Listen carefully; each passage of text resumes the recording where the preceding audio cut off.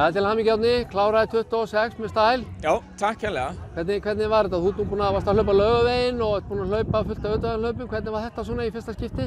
Herðu, þetta var bara ótrúlega skemmtilegt hlaup. Þetta var svona almennilegt fjallahlaup. Tæknilegi stígar, grýtt mýri og svona alls konar kindastígar, moldar, troðningur, snjór, lækir. Þetta var ótrúlega fjölbreytt og bara virkilega skemmtilegt og krefjandi tæknilegt undirlag. Já. Hvað varstu með tíma bara svona í samræmi með væntingar eða? Ég lagði af stað með engar væntingar og við ætluðum að vera þarna 4 saman. Já, afsakið Anna, Ragnar og Fanney fyrir að fara á undan.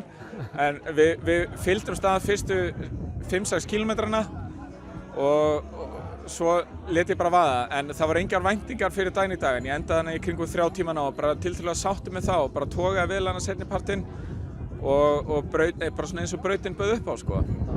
Nú ertu búinn að vera að taka þátt í utanvegahlaupum í nokkur ár og hlaupið í nokkra Laugavegi og svona. Er þetta ekki bara eitthvað sem þú getur mælt með sem lífstíl? Þetta bara manía, algjörlega fullkomna.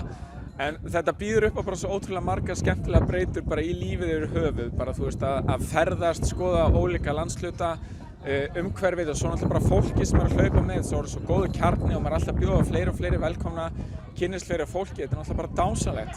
Bara að tilengja sér þetta sem lífstíl eins og þú segir. Þetta er ekkert annað. Frábært, takk fyrir þetta Árni. Sömuleiðis.